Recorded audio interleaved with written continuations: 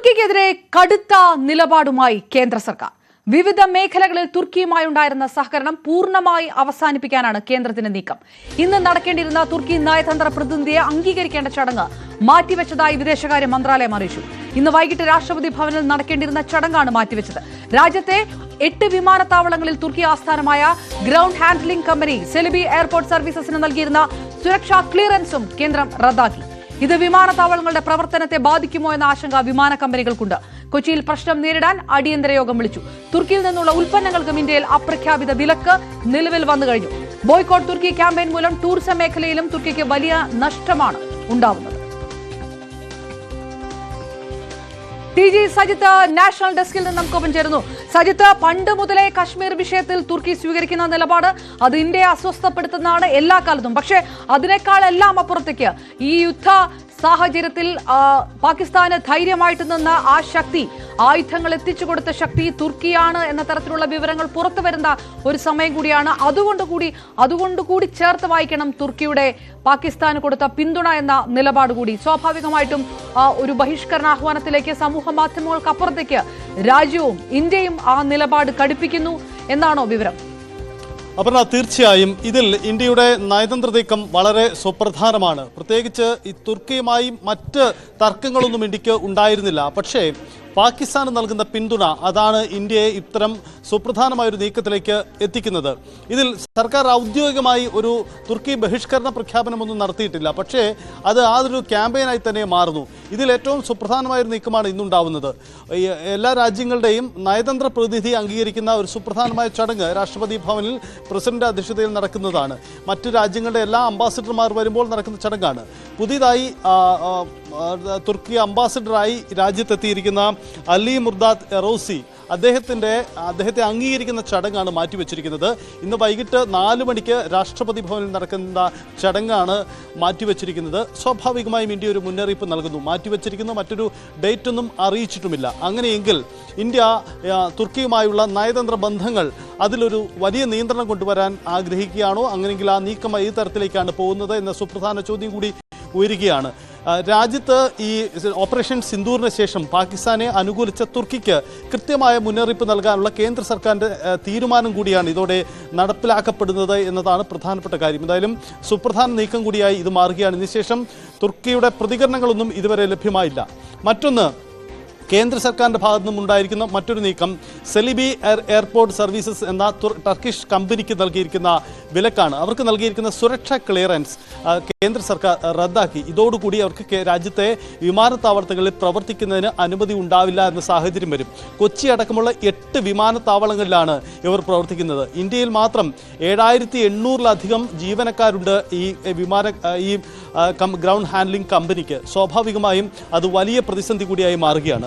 Turkish company നൽകുന്ന വിശദീകരണം, ഈ കമ്പനി സെലിബി നൽകുന്ന വിശദീകരണം ഇങ്ങനെയാണ്: തങ്ങളൊരു ടർക്കിഷ് കമ്പനിയൊന്നുമല്ല, തങ്ങൾക്ക് അതിൽ സ്ഥാപന കാലത്തുണ്ടായിരുന്ന ബന്ധം മാത്രമാണ് ഉള്ളത് എന്നതാണ് അവരുടെ വാദം. പക്ഷേ അവരെ ബോയ്ക്കോട്ട് ചെയ്യുക എന്ന തരത്തിലേക്ക് തന്നെ കാര്യങ്ങൾ മാറുകയാണ്. അവർക്ക് നൽകിയിരിക്കുന്ന സുരക്ഷാ ക്ലിയറൻസ് ആണ് ഇല്ലാതാവുന്നത്. ഇതോടുകൂടി പൂർണ്ണമായും അവരെ ആ മേഖലയിൽ നിന്ന് മാറ്റും. അതേസമയം ഇന്ത്യയുടെ ഈ ഗ്രൗണ്ട് ഹാൻഡ്ലിംഗ്, എയർപോർട്ടുകളുടെ ഗ്രൗണ്ട് ഹാൻഡ്ലിംഗ് സംവിധാനം അടക്കം, എയറോ ബ്രിഡ്ജ് അടക്കമുള്ള ഓപ്പറേഷനിലടക്കം സുപ്രധാനമായ കരാർ ഏറ്റെടുക്കുന്ന കമ്പനിയാണ് സെലിബി എയർപോർട്ട് സർവീസസ്. സ്വാഭാവികമായും അവരെ ഒഴിവാക്കപ്പെടുമ്പോൾ അത് വിമാനത്താവളങ്ങളുടെ പ്രവർത്തനത്തെ ബാധിക്കുമോ എന്ന ആശങ്ക പ്രധാനപ്പെട്ട വിമാന കമ്പനികളടക്കം പങ്കുവച്ചിട്ടുണ്ട്.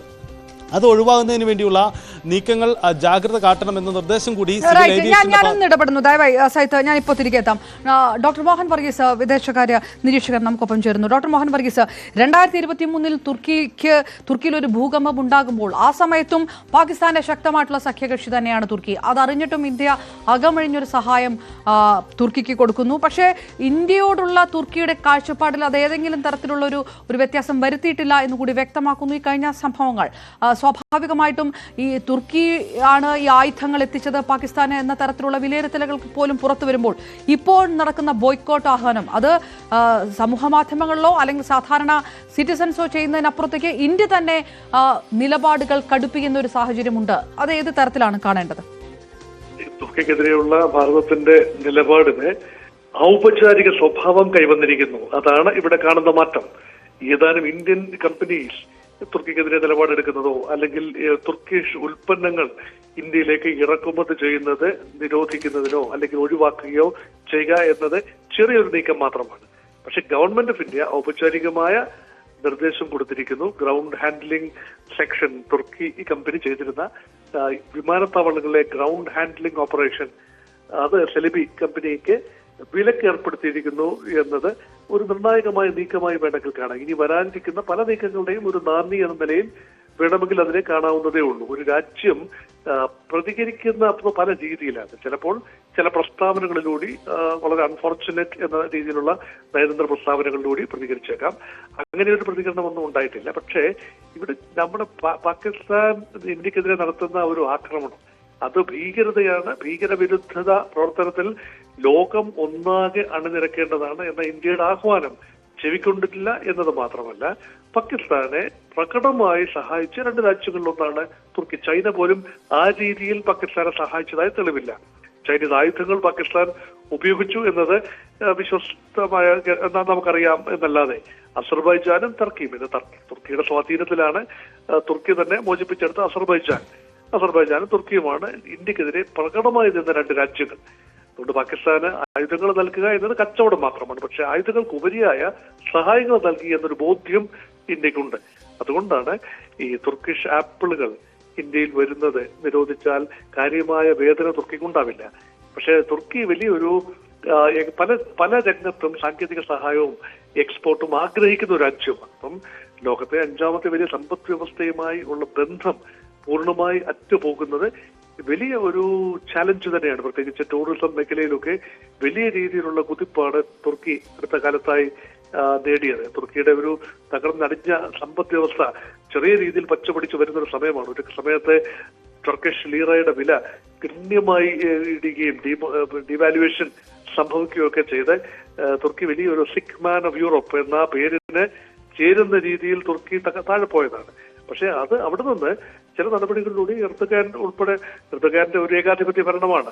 എന്നിരുന്നാൽ പോലും തുർക്കി ഒരു ഇക്കണോമിക്കലി ബാക്ക് ഓൺ ട്രാക്ക് ആയി വരുമ്പോഴാണ് ഇങ്ങനെ ഒരു സംഭവം ഉണ്ടാക്കുന്നത്. അനാവശ്യമായി ഈ ഭൗമരാഷ്ട്രീയത്തിലെ അനാവശ്യ ഇടപെടലുകൾ ഇതുപോലെയുള്ള പ്രതിഷേധങ്ങൾ വിളിച്ചു വരുത്തും എന്നതാണ് ഇതുകൊണ്ട് സൂചിപ്പിക്കുന്നത്. ഡോക്ടർ മോഹൻ വർഗീസ്, ഇപ്പോൾ ഇതില് കൃത്യമായിട്ടുള്ള ഒരു തെളിവുകൾ ഇന്ത്യക്ക് മുന്നിൽ വെക്കാൻ ഇതുവരെ കഴിഞ്ഞിട്ടില്ലെങ്കിൽ പോലും പാകിസ്ഥാനെതിരെ ശക്തമായ ആക്രമണം അല്ലെങ്കിൽ തിരിച്ചടി ഇന്ത്യ കൊടുക്കുന്ന സമയത്ത് സ്വാഭാവികമായിട്ട് ഉണ്ടാകേണ്ട ഒരു റെസ്പോൺസിന് പകരം പാകിസ്ഥാൻ പിന്നെയും ആയുധശേഖരം പുറത്തെടുക്കുന്ന ഒരു സാഹചര്യമായിരുന്നു കണ്ടത്. ഇപ്പൊ ഡ്രോണുകൾ അയച്ചു 400ഓളം ഡ്രോണുകൾ, അത് തുർക്കി നിർമ്മിത ഡ്രോണുകളാണെന്ന് തിരിച്ചറിയുന്ന ഒരു സമയം. കറാച്ചി തുറമുഖത്ത് അതേ സമയത്തുണ്ടായിരുന്ന തുർക്കി കപ്പലുകൾ, തുർക്കിഷ് വിമാനങ്ങളൊക്കെ ഒരു ശക്തി, എന്ത് ധൈര്യത്തിലാണ് പാകിസ്ഥാൻ ഇത് ചെയ്യുന്നത് എന്നുള്ള ചോദ്യം നമ്മളൊക്കെ ചർച്ചകളിലൊക്കെ ഉന്നയിച്ച കാര്യമാണ്. ആ ശക്തി തുർക്കി ആയിരുന്നു എന്നുള്ള തരത്തിലുള്ള വിലയിരുത്തലുകളല്ലേ പുറത്തു വരുന്നത്? അതൊരു തെളിവായിട്ട് പുറത്തേക്ക് കൊണ്ടുവരാൻ ഇന്ത്യക്ക് കഴിയുമോ? അത് തീർച്ചയായും തെളിവുകളുണ്ട്. തുർക്കിഷ് വിമാനങ്ങൾ വന്നിരുന്നു എന്നത് കൃത്യമായി റെക്കോർഡഡ് ആണ്. തുർക്കിഷ് കപ്പലുകളുടെ സാന്നിധ്യം ഉണ്ടായിരുന്നു. ഇന്ത്യ പാകിസ്ഥാൻ സംഘർഷം മൂർധന്യത്തിലായിരുന്നപ്പോൾ 2 തുർക്കിഷ് കപ്പലുകൾ കറാച്ചി തുറമുഖത്ത് നങ്കൂരമിട്ടിരുന്നു. പക്ഷേ ഇതെല്ലാം കാട്ടുന്നത് ഒരു പശ്ചാത്തലത്തിൽ നിന്നുകൊണ്ട് വേണം തുർക്കിയുടെ നിലപാടിനെ നമ്മൾ കാണാൻ. തുർക്കിയെ പോലെ തന്നെ ഇസ്ലാമിക രാജ്യങ്ങളാണ് സൗദി അറേബ്യയും ഇറാനും എല്ലാം തന്നെ കാലാകാലങ്ങളിൽ പാകിസ്ഥാനോട് കാര്യമായി സഹകരിച്ചിരുന്ന രാജ്യങ്ങളുമാണ്. പക്ഷെ ആ രാജ്യങ്ങൾക്കൊന്നും ഇല്ലാത്ത ഒരു നിലപാട് തുർക്കിക്ക് മാത്രമായി ഉണ്ടാവുക എന്ന് പറയുന്നത് ചില കാര്യങ്ങളിൽ നിന്നും ശ്രദ്ധ തിരിച്ചുവിടാനുള്ള തുർക്കിയുടെ ഒരു രീതിയാണ്. അതായത് തുർക്കി നെയ്റ്റോയിലെ അംഗരാജ്യമാണെന്ന് ഓർക്കുക. അമേരിക്കൻ സ്പോൺസേഡ് അല്ലെങ്കിൽ അമേരിക്ക നേതൃത്വം നൽകുന്ന സൈനിക സഹകരണ സഖ്യം എന്ന നിലയിൽ തുർക്കി അതിന്റെ ഒരു പങ്കാളിയാണ്. അതേസമയം റഷ്യയുമായി അടുത്ത ചങ്ങാത്തം പുലർത്തുന്ന രാജ്യവുമാണ് തുർക്കി. അതുകൊണ്ട് 2 വള്ളത്തിലും കാല് ചവിട്ടുന്നു എന്ന ഒരു പേരുദോഷം ഏറെക്കാലമായി തുർക്കി കേൾക്കുന്നതുകൊണ്ട്. അത് മാത്രമല്ല, തുർക്കിയുടെ സ്വാധീനം സിറിയയിലെ ഭരണമാറ്റത്തിനുള്ളിൽ എർദോഗാന്റെ സ്വാധീനമുണ്ട്. അപ്പൊ തുർക്കിക്ക് സ്വാധീന ശക്തി ഇസ്ലാമിക ലോകത്ത് എല്ലായിടത്തും സ്വാധീന ശക്തി വർദ്ധിപ്പിക്കണം. അസർബൈജാൻ അർമീനിയ യുദ്ധം സംഭവിച്ചപ്പോൾ അസർബൈജാനെ പൂർണ്ണമായി സഹായിച്ച തുർക്കിയാണ്. അങ്ങനെ ഇസ്ലാമിക ലോകത്ത് തങ്ങളുടേതായ ഒരു വലിയ സ്ഥാനം നേടണമെന്ന എർദോഗാന്റെ ആഗ്രഹമാണ്. അത് ഏകാധിപത്യ ഒരു പ്രവണത കാട്ടുന്ന ഒരു ഭരണാധികാരി കൂടിയാണല്ലോ എർദോഗാൻ. ഓരോ കാലത്ത് ഓരോ രാജ്യമാണ് ഇസ്ലാമിക ലോകത്ത് ശക്തിയായി വന്നത്. സദ്ദാം ഹുസൈൻ പ്രസിഡന്റ് ആയിരുന്നപ്പോൾ ഇറാഖ് ഒരു ശക്തിയായി അവതരിച്ചു. കേണൽ ഗദ്ദാഫിയുടെ ശക്തമായ അമേരിക്ക വിരുദ്ധ പ്രസ്താവനകളൊക്കെ അറബ് ലോകത്ത്, പ്രത്യേകിച്ച് ഇസ്ലാമിക ലോകത്തെ ലിബിയയെ വലിയൊരു ഒരു ശക്തിയായി വളർത്തി. അത് സൈനിക ശക്തി എന്നൊന്നും പറയാനാവില്ല എങ്കിൽ പോലും അതുപോലെ എല്ലാ ഇസ്ലാമിക രാജ്യങ്ങളും തുർക്കിയുടെ നേതൃത്വത്തെ അംഗീകരിക്കണം എന്ന ഒരു ആഗ്രഹം തുർക്കിക്കുണ്ട്. പണ്ട് തുർക്കി വലിയൊരു സിവിലൈസേഷൻ ആയിരുന്നു, വലിയൊരു സൈനിക ശക്തിയായിരുന്നു, സാമ്രാജ്യമായിരുന്നു.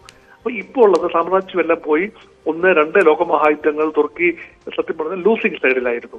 ഇതെല്ലാം കഴിഞ്ഞതിന് ശേഷം ഇപ്പോഴത്തെ ഭൗമരാഷ്ട്രീയത്തിൽ ഒരിടം കണ്ടെത്താൻ വിഷമിച്ചുകൊണ്ടിരിക്കുമ്പോഴാണ് നിർണായകമായ ചില ഇടപെടലുകളിലൂടെ തുർക്കി വീണ്ടും ഒരു നിറസാന്നിധ്യമാകുന്നു, ലോകരാഷ്ട്രീയത്തിലെ ഒരു നിറസാന്നിധ്യമാകുന്നു എന്ന ഒരു കാഴ്ചപ്പാട്. അത് മാത്രമല്ല, ആയുധ വിപണി തുർക്കി വലിയ ഗൗരവമായി തന്നെ എടുത്തിട്ടൊരു കാര്യമാണ്. വിദേശ രാജ്യങ്ങൾക്ക് ആയുധങ്ങൾ വിൽക്കുന്ന ഒരു വിപണിയായി അല്ലെങ്കിൽ ഒരു കയറ്റുമതി രാജ്യമായി തുർക്കി മാറുന്നു. അങ്ങനെയാണ് തുർക്കിഷ് ഡ്രോണുകൾ വലിയ തോതിൽ പാകിസ്ഥാൻ ഉപയോഗിക്കും. ചൈനീസ് ഡ്രോണുകൾ ഉപയോഗിച്ചു, ടർക്കിയിൽ നിന്നും ഡ്രോണുകൾ ഉപയോഗിച്ചു. കച്ചവടം ചെയ്യുന്നത് തെറ്റല്ല, ഡ്രോൺ നിർമ്മിക്കുന്നതോ പാകിസ്ഥാന് കയറ്റുമതി ചെയ്യുന്നതോ തെറ്റല്ല. പക്ഷെ ആ ഒരു യുദ്ധസമാനമായ അന്തരീക്ഷം ഉണ്ടായപ്പോൾ തുർക്കിയുടെ ഭാഗത്തു നിന്ന് വന്ന നിലപാടുകൾക്കാണ് പ്രസക്തി. കാരണം ആ നിലപാട്, അതായത് അമേരിക്ക എടുത്ത നിലപാട്, ചൈന പോലും വളരെ ഡിപ്ലോമാറ്റിക് ആയിട്ട് എടുത്ത നിലപാട്, ഈ സാഹചര്യത്തിൽ തുർക്കിയും അസർബൈജാനും എടുത്ത നിലപാടിന് മറ്റൊരു പ്രതികാരം കൂടിയുണ്ടോ? സൈപ്രസ് റിപ്പബ്ലിക്കിന് പിന്തുണ കൊടുക്കുന്ന ഇന്ത്യക്കെതിരെയുള്ള തുർക്കിയുടെ ഒരു നിലപാട് വരുന്നു, അർമേനിയക്ക് പിന്തുണ കൊടുക്കുന്ന ഇന്ത്യക്കെതിരെയുള്ള അസർബൈജാന്റെ ഒരു നിലപാട് വരുന്നു. അങ്ങനെ ഒരു പകരം വീട്ടൽ കൂടി ഈ രണ്ട് രാജ്യങ്ങളും ഈ സമയത്ത് ഉപയോഗിച്ചു എന്നുകൂടിയുണ്ടോ?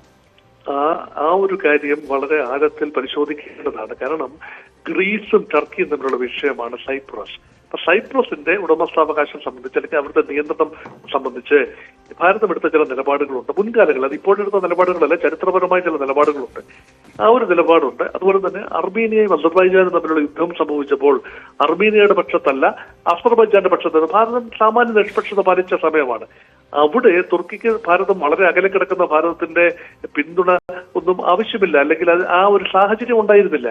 പക്ഷെ അതൊക്കെ ചൂണ്ടിക്കാണിച്ചുകൊണ്ട് ഇപ്പോൾ ഇതാ പാകിസ്ഥാൻ അനുകൂലമായി എന്ന രീതിയിൽ വരുന്നതിന് പിന്നിൽ ഞാനതിനെ കാണുന്നത് സിവിലൈസേഷണൽ താല്പര്യങ്ങൾ എന്നാണ്.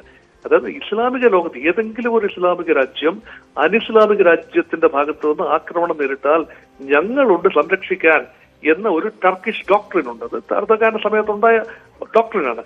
ആ ഡോക്ട്രിൻ ഞങ്ങൾ we are living up to the doctrine എന്ന് ലോകത്തെ കാട്ടിക്കൊടുക്കാൻ വേണ്ടിയാണ് ഞങ്ങൾക്ക് നിലപാടുകൾ എടുക്കാൻ മടിയില്ല എന്ന് ലോകത്തെ കാട്ടുന്നതിന് വേണ്ടിയുള്ള ഒരു തന്ത്രമായിരുന്നു. പക്ഷെ അത് ഇത്രയും തിരിച്ചടിക്കുമെന്നും ഭാരതം വളരെ രൂക്ഷമായി പ്രതികരിക്കുമെന്നും നടപടികളിലേക്ക് കടക്കുമെന്നും തുർക്കിക്ക് ഒരുപക്ഷെ സൂചനകൾ ഉണ്ടായിരുന്നിരിക്കില്ല. എന്നിരുന്നാലും അതുകൊണ്ട് ഇനി രാജ്യങ്ങൾ നിലപാടുകൾ, ഭാരതവും പാകിസ്ഥാനും നിരന്തരം ഇനിയുമാണെങ്കിൽ പ്രശ്നമുണ്ടാകാം. അപ്പോൾ അനാവശ്യമായി നിലപാടുകൾ എടുത്ത് ഭാരതത്തെ പ്രകോപിപ്പിക്കുന്നത് സാമ്പത്തികമായി, വ്യാപാരപരമായി അത്ര നല്ലതല്ല എന്ന ഓരോ രാജ്യത്തിനും ഓർമ്മപ്പെടുത്തുകയാണ്. തീർച്ചയായും നന്ദി ഡോക്ടർ മോഹൻ വർഗീസ്. വീണ്ടും സജിത്തിലേക്ക്. സജിത്ത്, ഈ തരത്തിൽ നയതന്ത്ര നിലപാടുകളിൽ ഇന്ത്യ എടുക്കുന്ന കാര്യങ്ങൾ വിശദീകരിക്കപ്പെടുമ്പോഴും വാണിജ്യ മേഖലയിൽ, വിനോദസഞ്ചാര മേഖലയിലൊക്കെ 400 കോടിയോളമൊക്കെ നഷ്ടമുണ്ടാകും തുർക്കിക്കും അസർബൈജാനും ഈ രീതിയിലുള്ള ബോയ്ക്കോട്ടുമായി ഇന്ത്യ പോയാൽ എന്നുള്ളതാണ് വരുന്നത്. പക്ഷേ അതിൽ ഇന്ത്യയുടെ വിമാന കമ്പനികൾക്കും ആശങ്കയുള്ള ഒരു സാഹചര്യമുണ്ട്. അത് ഏത് തരത്തിൽ ടാക്കിൾ ചെയ്യപ്പെടും എന്നുള്ള സൂചനകളുണ്ട് ഇപ്പോൾ.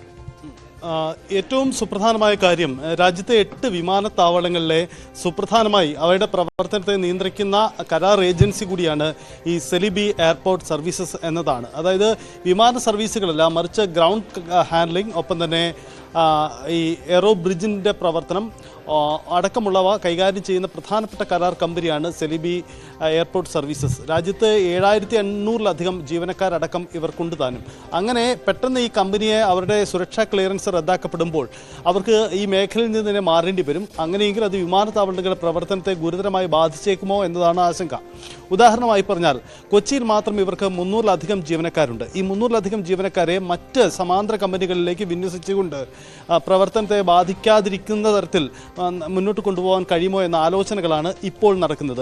ഇതുപോലെ തന്നെ മറ്റ് കമ്പനികളിലും മറ്റ് വിമാനത്താവളങ്ങളിലും സമാനമായ ആലോചനകൾ നടക്കുന്നുണ്ട്. അതുകൊണ്ട് സെലിബി എയർപോർട്ട് സർവീസസിനെ ഒഴിവാക്കി പ്പെടുമ്പോൾ അത് ഒരുപക്ഷെ വിമാനത്താവളങ്ങളുടെ പ്രവർത്തനത്തെ ബാധിച്ചേക്കാം. പക്ഷേ അത് കൈകാര്യം ചെയ്യണം, അതിൽ ജാഗ്രത കാട്ടണമെന്ന മുന്നറിയിപ്പ് കൊണ്ടുകൂടി സിവിൽ ഏവിയേഷൻ നൽകിയിട്ടുണ്ട് എന്നതാണ് സാഹചര്യം. ഇത് ഒരു പ്രധാനപ്പെട്ട ടർക്കിഷ് കമ്പനിക്ക് നൽകുന്ന മുന്നറിയിപ്പാണ്. ഒരുപക്ഷെ ഇതൊരു സ്ഥിരം ബാൻ എന്ന രീതിയിലേക്ക് മാറാൻ സാധ്യതയില്ല. പക്ഷേ കേന്ദ്ര സർക്കാർ കൃത്യമായൊരു സന്ദേശം, മുന്നറിയിപ്പ് തുർക്കിക്ക് നൽകാൻ ആഗ്രഹിക്കുന്നുണ്ട്. അതിൻ്റെ ഭാഗമായി കൂടിയാണ് ഇത്തരമൊരു നീക്കം വരുന്നത്. അപ്പോൾ ഒരു കാര്യം കൂടിയുള്ളത്, ഈ തുർക്കി ബാൻ എന്ന തരത്തിൽ ഒരു പ്രഖ്യാപനമൊന്നും കേന്ദ്ര സർക്കാർ നടത്തിയിട്ടില്ലെങ്കിൽ കൂടിയും ഇത് സമൂഹ മാധ്യമങ്ങളിലടക്കം അത്തരത്തിലൊരു സന്ദേശം പ്രചരണം നടക്കുന്നുണ്ട്, അത്തരമൊരു ക്യാമ്പയിൻ നടക്കുന്നുണ്ട്. ഇത് വലിയ രീതിയിൽ വിപണിയെ ബാധിച്ചിട്ടുണ്ട് എന്നതാണ് സാഹചര്യം. പ്രധാനമായും തുർക്കിയിൽ നിന്ന് ഇറക്കുമതി ചെയ്തിരുന്ന പ്രധാനപ്പെട്ട ഭക്ഷ്യ ഉൽപ്പന്നങ്ങളൊക്കെ അതിൻ്റെ ഇറക്കുമതിയെ വലിയ രീതിയിൽ അത് കഴിഞ്ഞ ദിവസങ്ങളിൽ ബാധിച്ചിട്ടുണ്ട്. പ്രധാനമായും ഇന്ത്യയിൽ ഏറ്റവും ഡിമാൻഡുള്ളതാണ് ടർക്കിഷ് ആപ്പിളുകൾക്ക്. പക്ഷേ പകരം മറ്റു രാജ്യങ്ങളിൽ നിന്ന് തുർക്കി ഒഴിവാക്കിക്കൊണ്ട് ഇറക്കുമതി ചെയ്യാൻ വ്യാപാരികൾ തീരുമാനിച്ചിട്ടുണ്ട്. പൂനെ അടക്കമുള്ള ഇടങ്ങളിൽ അത് വളരെ പ്രകടമായിട്ടുണ്ട്. ഒപ്പം തന്നെ ഡ്രൈ ഫ്രൂട്ട്സ് അടക്കമുള്ളവ, ഇങ്ങനെ ഭക്ഷ്യരംഗത്ത് അത് വലിയ രീതിയിലുള്ള ഒരു പ്രതിസന്ധിയായി തുർക്കിയെ മാറ്റി നിർത്തിക്കൊണ്ട് ഉള്ള ഒരു നീക്കം വ്യാപാരികൾ തന്നെ സ്വീകരിച്ചിട്ടുമുണ്ട്.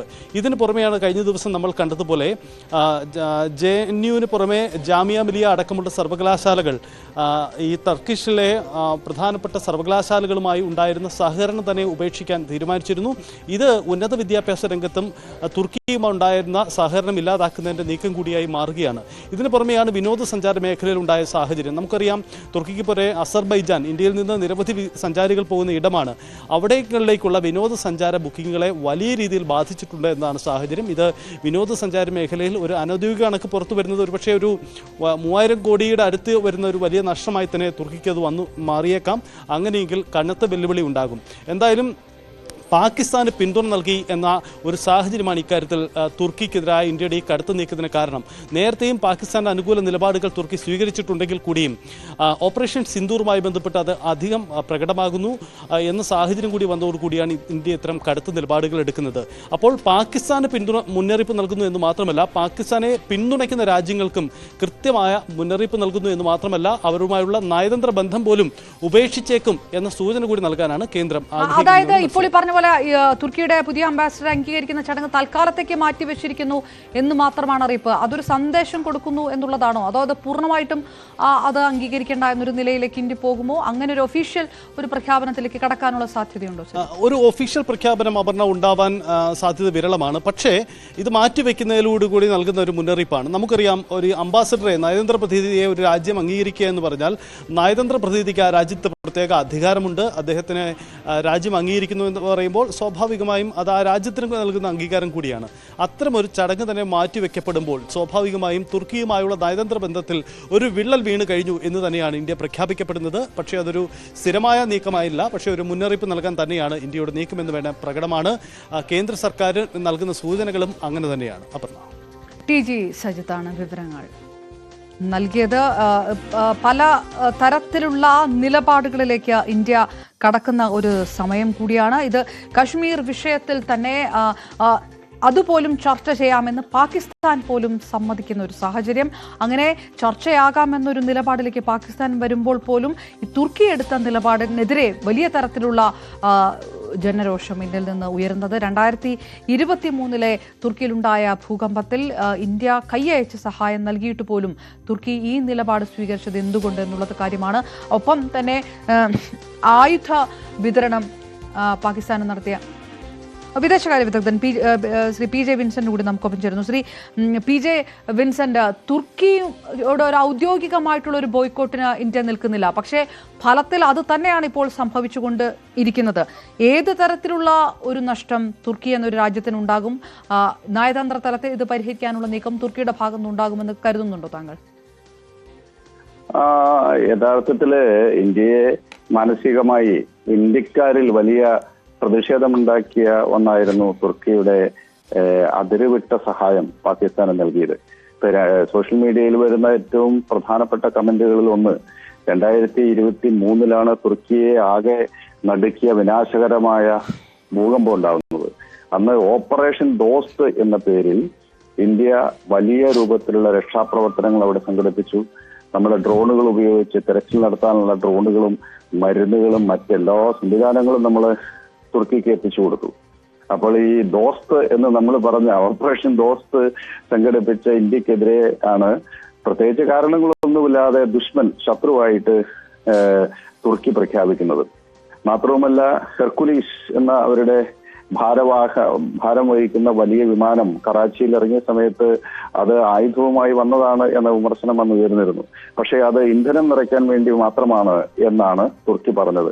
പക്ഷെ അങ്ങനെ ആയിരുന്നില്ല. തുർക്കിയുടെ ഡ്രോണുകൾ പാകിസ്ഥാൻ ഇന്ത്യക്കെതിരെ ഉപയോഗിച്ച 300 മുതൽ 400 വരെ വരുന്ന ഡ്രോണുകൾ പൂർണ്ണമായും തുർക്കിയിൽ നിർമ്മിച്ചവയായിരുന്നു. ഓപ്പറേഷൻ സിന്ദൂർ ആരംഭിച്ചതിന് ശേഷം അതിനെ അപലപിച്ച ലോകത്തിലെ 2 രാജ്യങ്ങൾ തുർക്കിയും അസർബൈജാനുമാണ്.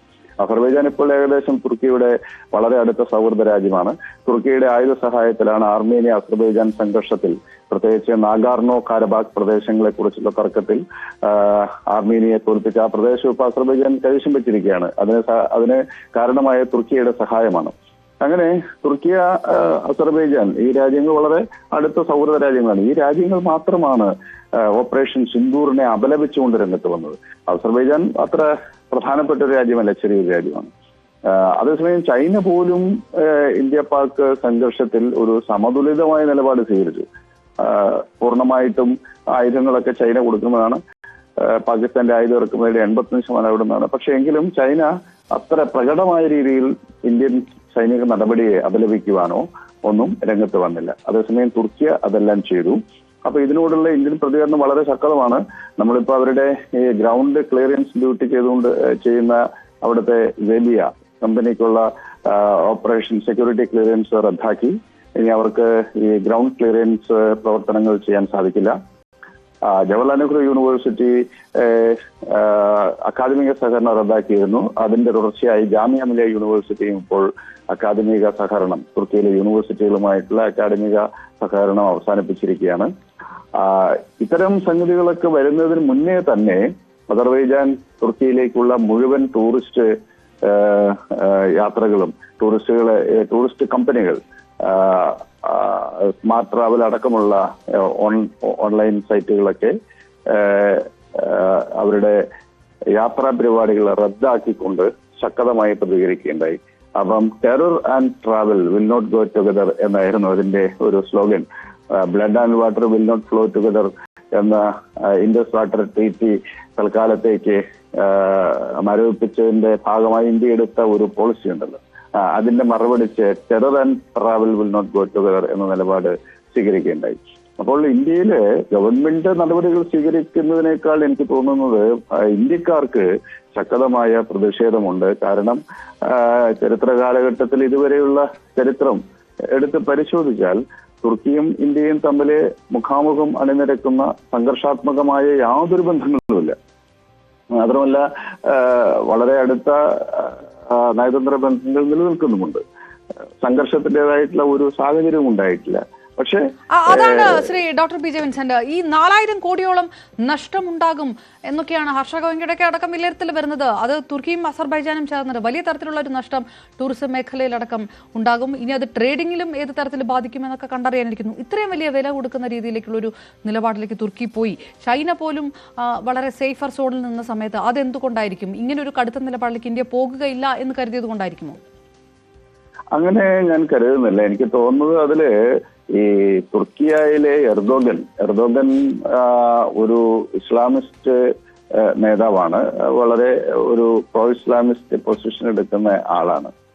അപ്പം കാശ്മീർ വിഷയത്തെ ഒരു മതപ്രശ്നമായി അവതരിപ്പിക്കുവാനും വീണ്ടും ജിഹാദിന്റെ ആശയത്തെ പുനരുജ്ജീവിപ്പിച്ച് കാശ്മീർ സംഘർഷത്തിലേക്ക് അന്താരാഷ്ട്ര തലത്തിൽ ഇസ്ലാമിക രാജ്യങ്ങളുടെയും പ്രത്യേകിച്ച് മുസ്ലിം തീവ്രവാദികളുടെയും ഒക്കെ ഒരു ശ്രദ്ധ ആകർഷിക്കാനൊക്കെയുള്ള ശ്രമമാണ് ഏപ്രിൽ 16 ആസിം മുനീർ എന്ന പാകിസ്ഥാന്റെ ജനറൽ നടത്തിയത്. അവരുടെ സൈനിക മേധാവിയാണ്. അപ്പോൾ ഇത്തരം ആശയങ്ങളോടൊക്കെ ഒരു പക്ഷേ ഐക്യപ്പെടുന്നത് കൊണ്ടാവാം ഒരു സഹായം തുർക്കിയുടെ ഭാഗത്തുനിന്നുണ്ടായത്. മറ്റ് നയതന്ത്ര തലത്തിലോ അല്ലാതെയോ ഉള്ള ഒരു കാരണങ്ങളോ ഒരു സംഘർഷത്തിൻ്റെതായ ഒരു സാധ്യതയില്ല. മാത്രമല്ല 2021 എന്ന് പറഞ്ഞാൽ 1.5 വർഷം ആയിട്ടില്ല.